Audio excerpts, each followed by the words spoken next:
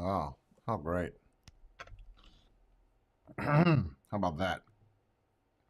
There we go. Hello, hello, hello. Top of the morning, evening, afternoon, and good night to one and all. It is Friday, January 31st, the day before February. Heyo.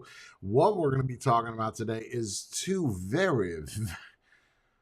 I was trying to do my best to not cover this. I was, because it was like there's so much of it on the news, you really don't need my opinion on it. But of course, because of the severity of the situation, and I do have a certain set of opinions on this, so I'm probably going to cover it. Well, not probably, I am 100% going to cover this. Thank you so much, Jordan. Thank you, Monkey. And thank you, Jenna. Jesus, lady, just making that funny money. You think I'm out here making jokes? Just out here making money on my jokes. Okay, so yeah, let's jump into this. How's everybody doing? Good, good. We're just gonna kind of jump into it. Those of you that are new, basically, I go through the news, I give you my opinion. We try not to listen to the full article because we all know how boring they can be. So I watch the news and I comment on it, so you don't have to. Let's get it. This is the first one, and I got some hair in my nose, so yeah, okay, let's get it. So anybody that does not know, basically a helicopter had crashed into one of those regional plane jammies. Thank you, Matthew. One of those regional planes, basically a small plane that is moving from small airport or smaller airport to a larger airport, basically. You're not going to fly. You could fly regional from like state to state to state to state, but usually they're within the boundaries of said state. Okay, so let's get it. CNN has exclusively obtained two new videos offering a more direct angle and vantage point of the midair tragedy between the American Eagle's flight and the Black Hawk helicopter. Okay, it's important to note here, right? The Black Hawk, see, this is where I have an opinion, but I'll let you watch the video and I'll describe kind of what happens. Or I'll let the news do it, then I'll give my opinion. All right, here we go. Warning, these videos are difficult to see as we are also learning more about these 67 lives that were lost in this collision.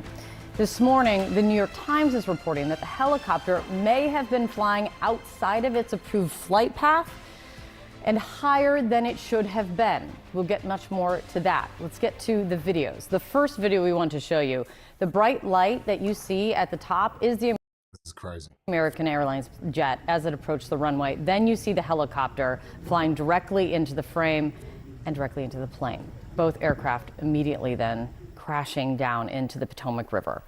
The second video, it appears to be surveillance video from the airport and showing very same helicopter moving along the river as the plane approaches the runway at DCA, and then the collision and the explosion and into the Potomac River. Horrifying. Both now to the investigation into. So let me talk about this for a moment. The Black Hawk. Now, in my experiences being a Black Hawk, a Huey, a Chinook, well, Chinook, not really. They're very maneuverable, okay? The plane, if it's landing or taking off, it can't really maneuver anything. It could go straight up, it could go straight, well, not straight up, you get what I'm saying. It could go up or it could go down.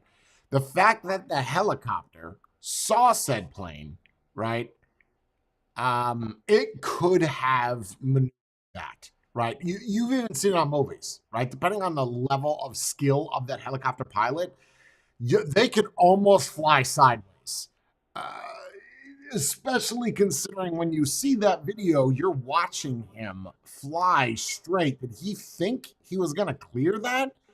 You know, like just watch him fly. American Airlines jet as it approached the runway. Like right there, could have swooped left, swooped right. I'd have went down, up. Then you see the helicopter flying directly into the frame and directly into the plane. Both aircraft immediately then crashing down into the Potomac River. The second video, it appears to be. Like, look at that right there. Right now, he could maneuver that. 100% he could maneuver out of that. Surveillance video from the airport and showing very same helicopter moving along the river as the plane approaches the runway at DCA, and then the collision and the explosion and into the Potomac River. Horrifying. Both now to the investigation into what led to that horrific crash. Both of the so-called black boxes have been recovered from the commercial jet, are being examined and analyzed. Those black boxes are going to be key to pinpointing what exactly happened in the moments before the deadly crash. Okay, so as a drone pilot, obviously I'm not a helicopter pilot, as a licensed drone pilot, I could tell you that in order to take off, right, and this is as a drone, this is in DC, this is a very high security level area to where anything that takes off the ground, we need to know about it. Anything that's landing on the ground, we need to know about it. Any type of air traffic, we need to know about it. And that's not just FAA, that's super important. And what you're going to hear is the news. Well, I honestly, I have not watched anything in regards to it. I've seen the clip, so this is us watching it now. But I'll tell you this, that not only is that the FAA, that's really so much the towers. Tower communication is key. Even if I wanted to take off a drone, yeah, I would need certain FAA clearances to do it, but it is the duty of the towers, the watchtowers, to report on this, to stay on this, to give you clearance to take off in that area. So a lot of that falls on the supervisors of those towers, which is not always FAA. That could be a private employee, that could be a contract, that could be a lot of people. CNN's Renee Marsh is following all of this live from Reagan National Airport. Renee, what is the latest that you're picking up? Well, let's focus on the victims first. Kate, we can tell you that as of this morning, 14 bodies are still missing, 4 of them still pinned inside of the aircraft, and 2 of the soldiers who were inside of that Black Hawk helicopter have yet to be recovered. We know that recovery efforts will resume soon as sun comes up this morning. Now, we also are expecting the flight manifest with the names of the victims, all of them who were on board the commercial aircraft, to potentially be released today. And we also know that President Donald Trump has plans to meet with some of the victims' families. Yeah, I heard this story too, where Trump fired so many people. So many people. I don't know if they're going to cover that. It is unclear when that meeting will happen. Now, as for the investigation, that is ramping up this morning. You mentioned the black boxes have been recovered from both aircraft, both the airplane as well as the Black Hawk helicopter. The NTSB telling us yesterday that they expect to have a preliminary report with a readout from these black boxes within the next 30 days. Investigators are also waiting for a crane to arrive on this crash site. That crane will be helpful in trying to remove much of this debris. That will be critical in this investigation, as well as the debris will hold. Okay, yeah. I mean, that's 9 minutes or 10 minutes of what caused it. Yeah, so they don't know what caused it. Well, I mean, we could just see what caused it, right? You don't need to be a genius to figure that out. What is that a picture of? What is that? Oh, that's the. Okay, great. Yep. All right, so let's go here. Elizabeth McCormick, a former Black Hawk helicopter pilot, and Cedric Layton. I find this interesting. A female Black Hawk pilot. That I spent a lot of time in Black Hawks in the Middle East, a lot, and I've never seen a female. I'm not saying they can't be. Nope. Usually warrant officers and not females. CNN military analyst and retired Air Force Colonel. Elizabeth, let me start with you. An Army pilot who has flown Black Hawk helicopters like you in this area around Reagan National Airport told CNN's reporter Haley Pritsky that the Army's flights are routinely planned down to the tiniest detail. This pilot said that based on the risk, the briefer will approve or disapprove parts of the flight plan. That assessment is then run by the unit's commander, then submitted to the FAA. So if it went through all of those levels, the question, of course, is just how could this have happened? It's the helicopters. I'm telling you right now, there's nothing the plane could have done, right? Absolutely nothing. It's a landing. It is 100% the helicopter's fault. 100%. Well, I believe there's 3 things that happened. If it had just been one, it wouldn't have been an issue, but three different things happened. First of all, they only had a crew of 3.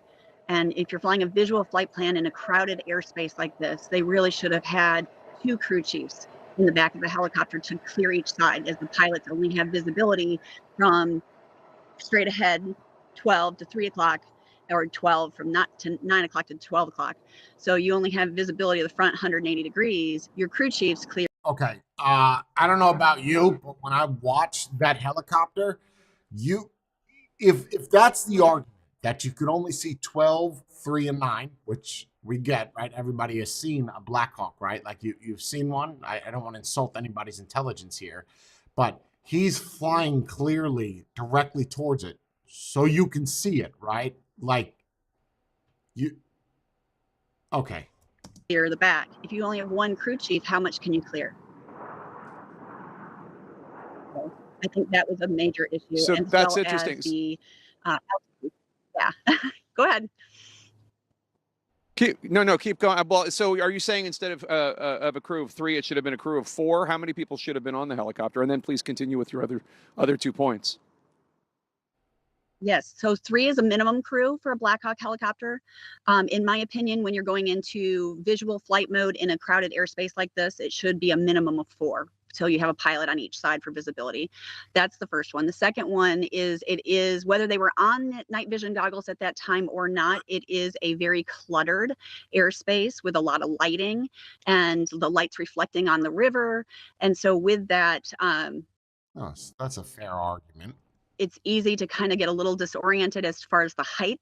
They were supposed to be at 200 feet, which is the helicopter routing in that area, and it wouldn't have been a conflict, but they were not at 200 feet. Obviously, reportedly, the incident happened at around 350 to 400 feet as the airliner was descending.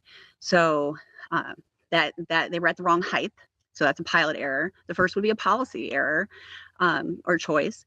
And then the third is air traffic control said, do you have the That's the tower traffic control. CRJ in sight? Well, there were two aircraft in their field of view, and actually only one was really obvious to them. And that was if you watch the video, the aircraft taking off in the foreground is probably the one they were facing, the pilots were facing, and said, yeah, I got it. The air traffic control should have said, do you have the aircraft at 5 o'clock? So they were looking at the rear. If they had done. Okay, so they didn't broadside it. They kind of sideswiped it. Okay, well, I still think it's their fault, though. That the Black Hawk is maneuverable. The Black Hawk could have moved. 100%. That chopper could be flying straight ahead. And when I tell you break left, hard left. Like everybody inside the cabin's falling out left. Like, brace yourself. Yeah, it could maneuver. Moved out of the way quickly. They can move on a dime and make that happen. And it wouldn't have happened. Cedric, that's one of the most informed explanations I've heard of what possibly went wrong that I've yet. Thank you so much for that. Do you agree with what you had to say? Yeah, basically I do, Jake. Elizabeth has obviously a wealth of experience with this, and when you look at the way in which the crews are set up for Black Hawk helicopters, that's a critical thing. You know, you've got the mission planning piece that you mentioned, and as Elizabeth was explaining, there are also so many concerns that they have to really look at, including not only the weather and not only air traffic considerations, but also what kind of things they can expect in terms of topographical features and things like that. And that should be a given.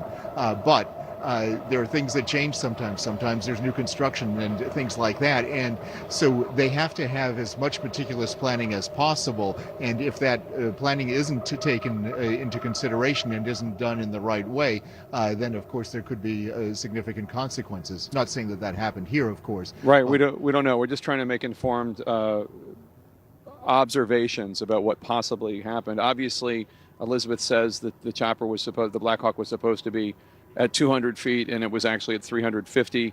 Right. Is that easy? Is that a mistake that's easy to make to be at 350 when you think you're supposed to, when you think you're at 200 feet? Not normally, because the altimeter, which measures your altitude, is supposed to be calibrated to be exact, and you should never fly an aircraft that doesn't have that kind of an instrument calibrated properly. So that should not happen. If they, for some reason flew at 300 instead of 200, that could be a significant issue, and that could explain.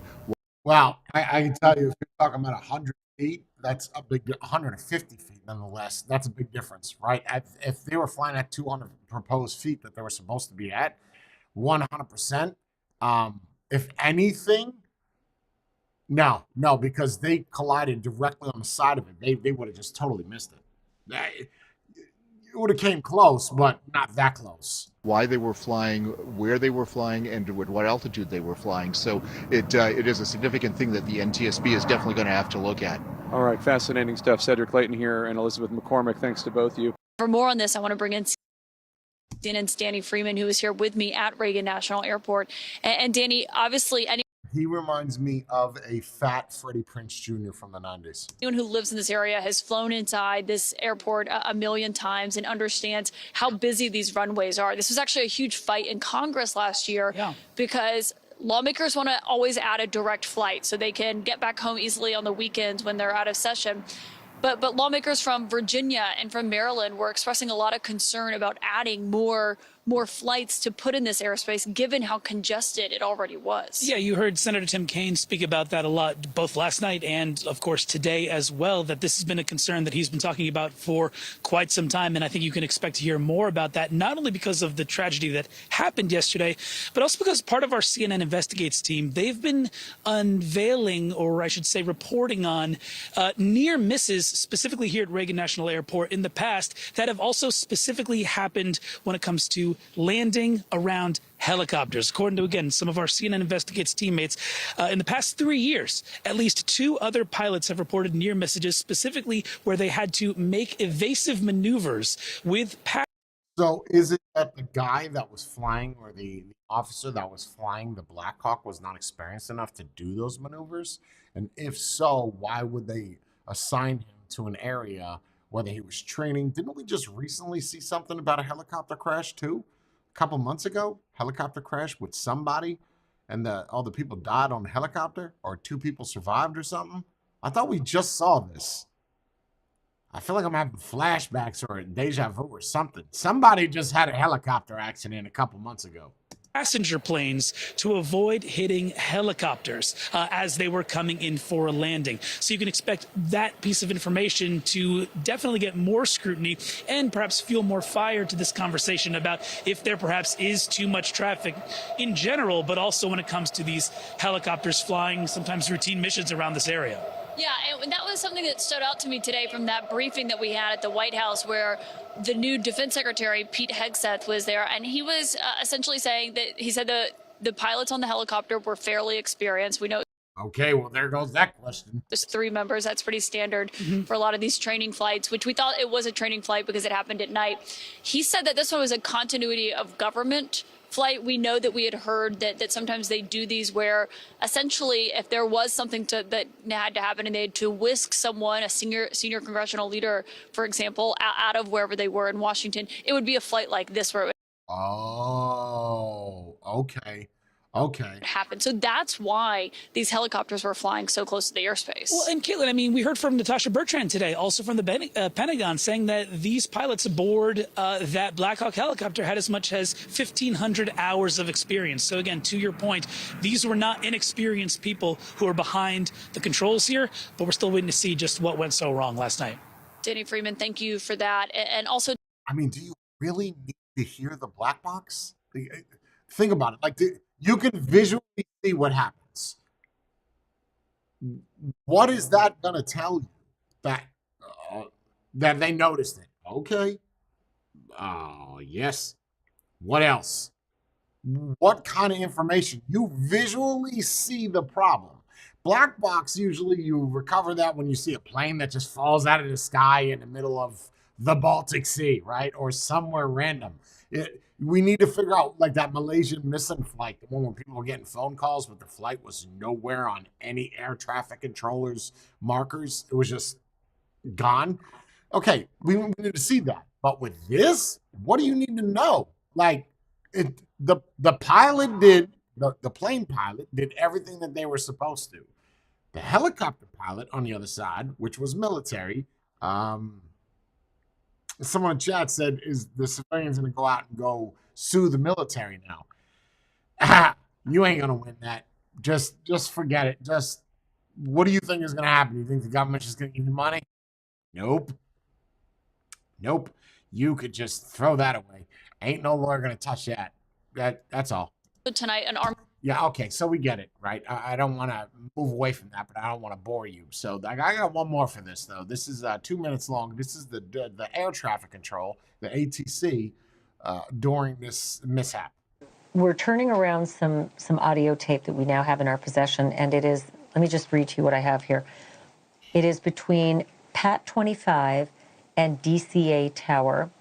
It's the air traffic controllers who are apparently in conversations with the two aircraft as they are coming into this particular airspace. Obviously, Leland Vittert reported earlier to us that he learned that at the final approach, the American Airlines Flight 53. Who trained you to speak on the camera? If I talk like this, I wonder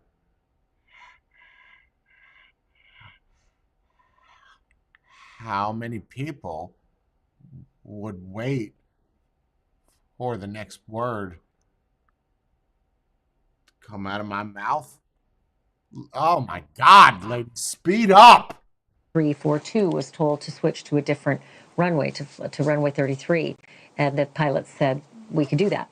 All right, we've got this audio. This is scanner audio of the air traffic controllers. So I'm just going to play it for you.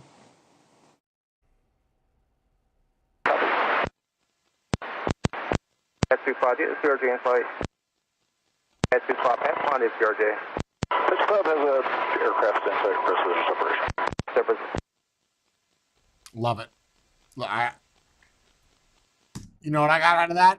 Nothing. A donut. Pat 25. It sounds like when your foot falls asleep. Just pure static. I have no idea what you just said. You think with the technology we have today, it wouldn't. You guys ever seen that video?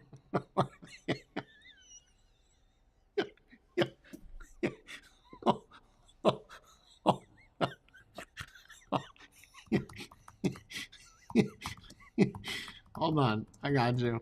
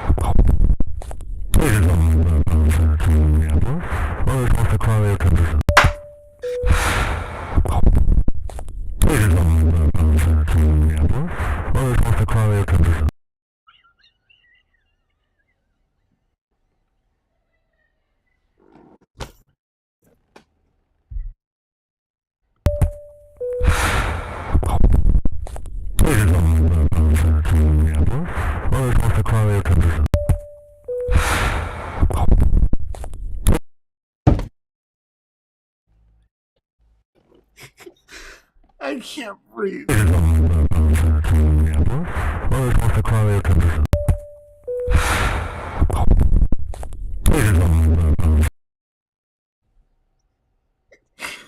Oh my God, bro.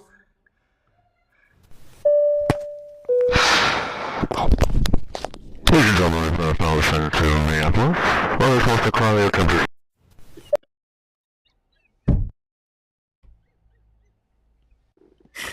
Oh my God, bro. Yo. Oh, shit.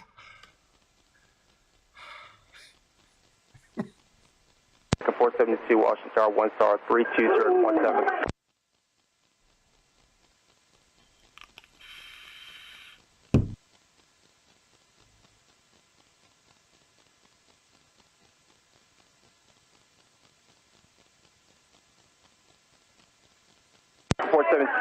American 3130, go around, turn left end 250, claim maintain 3000.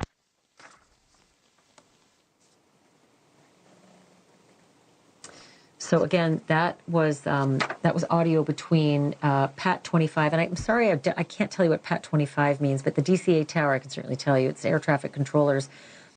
Well, I mean, there you go, right? Like that's essentially it. That's all that we have right now. So that's breaking news.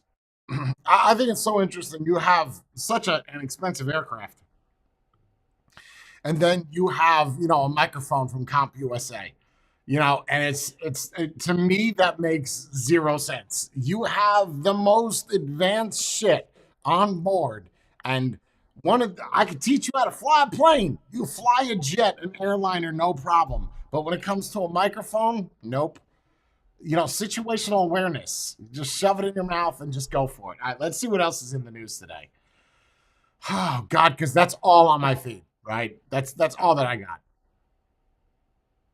Let's see what we got. It's all plane crashes, man. Even just looking at this right now, it's just all plane crashes.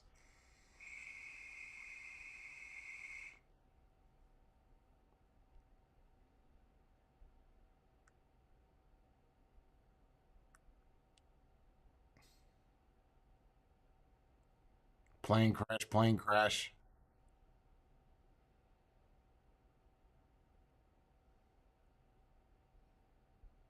It's gotta be something. Some kind of like crazy news.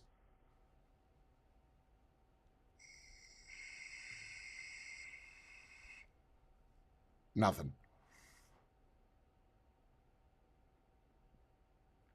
Nope. What's this? Nope. Plane crash.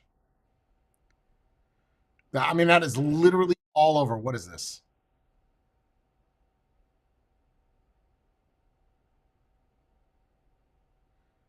I think it's crazy looking at JD Vance just wearing jeans. He doesn't even look like a vice president. He doesn't look like he gives a shit. Just look at him.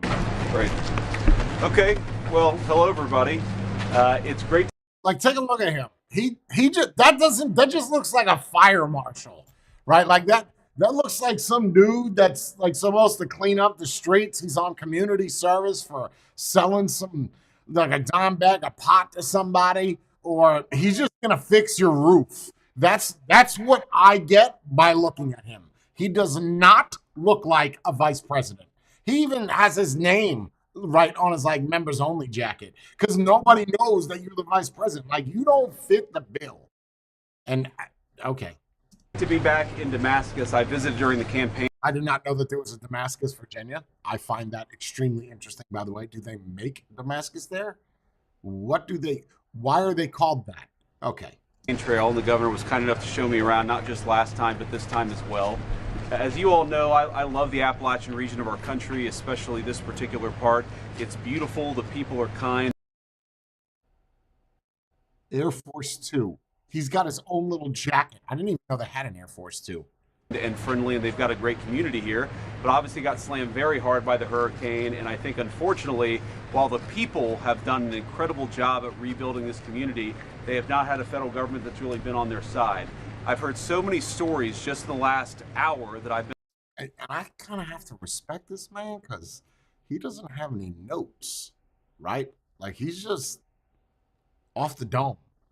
hey, man. On the ground of federal agencies that have not developed and deployed the resources necessary, of federal bureaucrats that have been a barrier as opposed to a facilitator of some of the federal resources. And I think the country has decided collectively that we want to help the regions of our country that were devastated by this flood. So why are the bureaucrats not doing the American people's will and frankly holding up some of the aid here? And you guys heard the story, right? I don't know if I covered this, but he wants to take the money. Trump, the Republican Party, wants to take the money that was invested in DEI and actually designate that to people that suffered from the hurricane or the flood or whatever. So the fires in California, they want to invest that money in that. And I think that's good. That's good because I just think that's for a lot of reasons, I think that's a good idea. I want to hear from the governor here in a second, but let me just say one last thing. I've been the Vice President of the United States for all of 7 days. This is, I think, my 7th day on the job, and this is an incredible place to have my first official trip. I heard so many good stories of good people helping their neighbors rebuild, of a woman at a church helping an elderly woman clean off photographs that were destroyed by or at least damaged by the flood, of people who have volunteered their time, have come out of retirement. I just think it's so fascinating. He's got a beard. You know, I can't help but like look for Oreo crumbs or like a piece of a sub or some kind of food stuck in it. And he's just, no Just for Men either. Just keeping it all gray and salt and peppery. I can dig it. Let's get it. Volunteered and donated their money to help people rebuild. I wonder if he's got like a personal barber. You know, like if you're a president, you probably shave your jams by yourself. A little electric razor and you just do it every day. It's just, you know, whatever, part of your routine. But when you got a beard, like you can let go and let God for 4 or 5 days. No one's going to notice that it's a little bit long. But like, what happens if he starts to get like the anvil? You know, you don't know what the anvil is, where he braids it, you know, down the chin. Like, are we still going to accept that? I can tell you that he's got some type of food or something stuck in his hair on his head. But, you know, like, what is the limit to a beard? Is there one? I think the last person that had a beard was Abraham Lincoln. Or fix houses. This is just an incredible place. I would like to know who his barber is. You know, who's got a straight edge razor to his neck when they're trimming up and fading his shit all nice. Incredible people, and I'm honored to be the vice president of a country that's as kind and generous as the people here in Damascus. So we're going to try to make sure the federal government does right by them, and I'm going to go back to Washington with that message and that directive from the people here on the ground in Damascus. It's great to be here, and let me just say one final thing. They are very, very, I think, blessed to have one hell of a governor in Glenn Youngkin. Thank you, Governor. Bless you, sir. Yeah. Bless you, sir. First of all, welcome to Virginia. And we're just so honored to have you here. And Mr. Vice President, thank you. Okay, I'm not interested in that. I'll tell you what I am interested in. This little blip right here. Senator Warren. Thank you, Mr. Chairman. So, Mr. Kennedy, I want to start with something that I think you and I agree on, and that is that Big Pharma has too much power in Washington. You've said that President Trump asked you to, quote, clean up corruption and conflicts. Sounds great. That's the crazy lady that tried to run for a president. Remember her? She's the one that made those. I don't want to misquote it, where she said she was full-blood Indian or something, and then some tribe called her out. Oh, we're gonna have to look that up. But anybody knows who she is. She's a wacky lady, Elizabeth Warren. Crazy, crazy lady. You've said that you will, quote, slam shut the revolving door between government agencies and the companies they regulate. That also sounds great. So here's an easy question. Will you commit that when you leave this job, you will not accept compensation from a drug company, a medical device company, a hospital system, or a health insurer for at least 4 years, including as a lobbyist or a board member? Can you just repeat the last part of the question? Can I commit? Oh, God, here we go. You're not going to take money from drug companies in any way, shape, or form. Who? Me? Yes, you. Oh. Yeah, I'm happy to commit to that. Okay, good. That's what I figured. I said it's an easy question to start with. And I think you're right on this question. I don't think any of them want to give me money, by the way. let's keep going. You're right, because to say yes, because every American has the right to know that every decision you make as our number one health officer is to help them and not to make money for yourself in the future. So I want to talk more about money. I'm looking at your paperwork right now. In the past 2 years, you've raked in $2.5 million from a law firm called Wisner Baum. You go online, you do commercials to encourage people to sign up with Wisner Baum to join lawsuits against vaccine makers. And for everyone who signs up, you personally get paid. And if they win their case, you get 10% of what they win. So if you... Whoa. Whoa.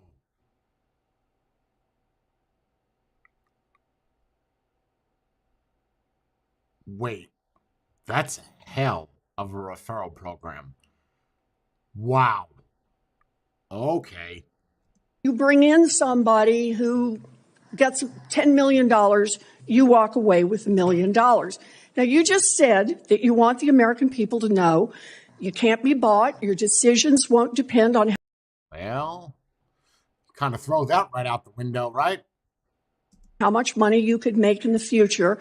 You won't go to work for a drug company after you leave HHS, but you and I both know there's another way to make money. So, Mr. Kennedy, will you also agree that you won't take any compensation from any lawsuits against drug companies while you are secretary and for 4 years afterwards?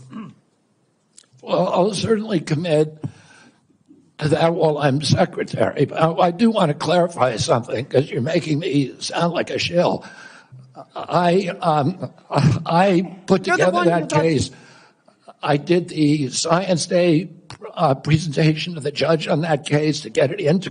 He is just one hard person to listen to, man. Like, it gives me an immense amount of anxiety and makes me want to inhale more air for him, like, and swallow more. You know, I'm not trying to be mean or funny. It's just when I listen to him talk, I feel like I need a value. You know, like I need something to bring me down a notch.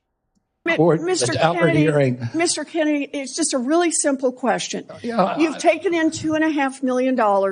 I want to know if you will commit right now that not only will you not go to work for drug companies, you won't go to work suing the drug companies and taking your rake out of that while you're secretary and for 4 years after. It's just... I'll commit to not taking any fees from drug companies while I'm secretary. No. I'm asking about fees from suing drug companies. Will you agree not to do that? You're asking me to not sue drug companies, and I'm not going to agree to that. Drug companies as much as you want. I'm not going to agree to not sue drug companies or anybody. So let's do a quick count here of how, as Secretary of HHS, if you get confirmed, you could influence every one of those lawsuits. Well, let me start the list. You could publish your anti-vaccine conspiracies, but this time on U.S. government letterhead, something a jury might be impressed by. You could appoint people to the CDC vaccine panel who share your anti-vax views and let them do your dirty work. You could tell the CDC vaccine panel to remove a particular vaccine from the vaccine schedule. You could remove vaccines from special compensation programs, which would open up manufacturers to mass torts. You could make more injuries eligible for compensation, even if there is no causal evidence. You could change vaccine court processes to make it easier to bring junk lawsuits. You could turn over FDA data to your friends at the law firm, and they could use it however it benefited them. You could change vaccine labeling. You could change vaccine information rules. You could change which claims. She has good points, man. She has really, really good points. Are compensated in the vaccine injury compensation program. There's a lot of ways that you can influence those future lawsuits and pending lawsuits while you are Secretary of HHS, and I'm asking you to commit right now that you will not take a financial stake in every one of those lawsuits so that what you do as secretary will also benefit you financially down the line? I'll comply with all the ethical guidelines. That's not the question. You and I, you have said You're asking me, Senator, you're asking me not to sue vaccine pharmaceutical companies. Yeah, you are. That's exactly what you're doing.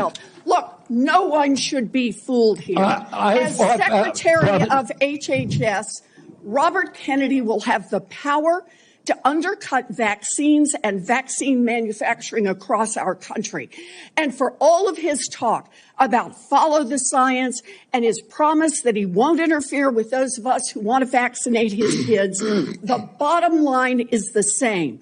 Kennedy can kill off access to vaccines and make millions of dollars while he does. She has a valid point. You have a very valid point. If you're in, I don't think you should be able to take any money, but we all know that senators in Congress, they're all packing money away from some lobbyist, right? All of them are.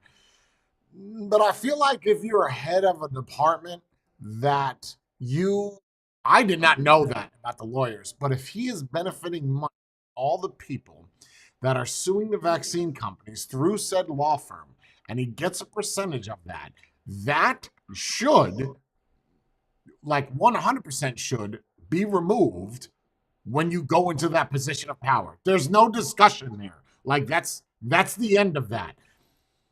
The 4 years after, ooh, I don't know about that, because you have people like Scott Gottlieb that went on to go do, who was the head of FDA, that went on to go do some things where he worked for a medical company. I don't know why you have to do that 4 years after, but during, I 100% agree with that. 100%. He's rewording what she's saying though, and saying, agree not to sue. I'm not saying you can't sue. I'm saying that you can't make money from the people that are suing the vaccine companies. Like that's what she's trying to say. Bro, okay. Kids might die, but Robert Kennedy can keep cashing in. Senator, I support vaccines. I support the childhood schedule. I will do that. The only thing I want is good science, and that's it. How about then say you won't make money off what you do as Secretary of HHS? Before we go to Senator Tillis, I think it would be important for me to make it very clear that Mr. Kennedy. You have a terrible last name. Mr. Crappo.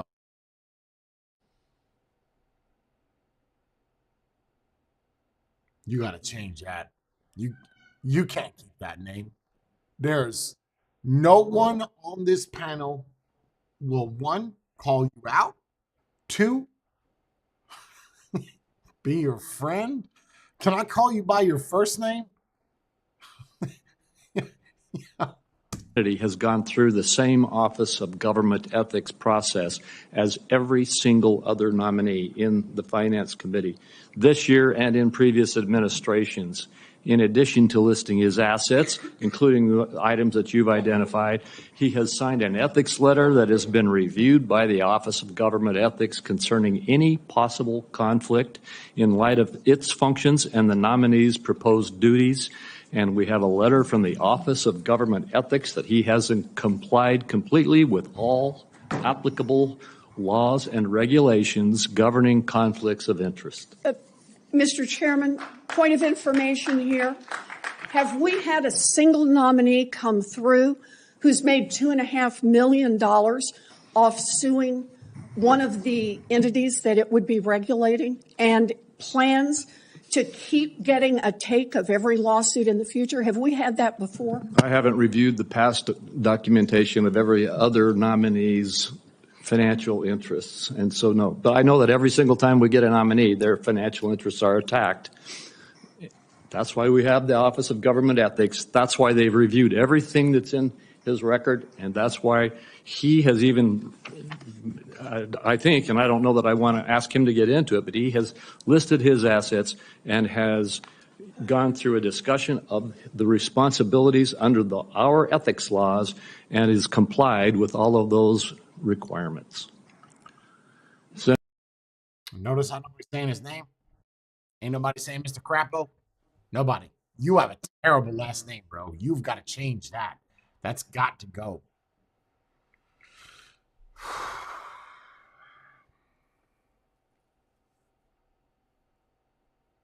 Let me see what else we got. Let's do one more. Let's do one more article. Something that is not crash related.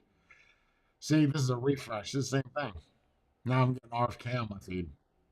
He is one of those people. He's very difficult. He's very difficult for me to listen to because his voice, you know.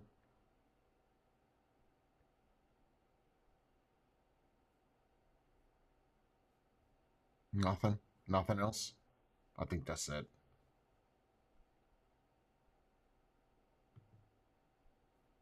Yeah. That's we saw a lot of this already.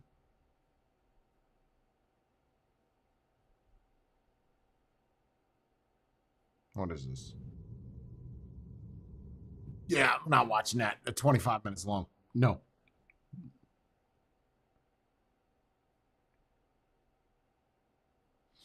All right. Well, that's the news of what I got today is the plane crash. And unless there's something absolutely groundbreaking, I'm just gonna kind of put a nip in that bud.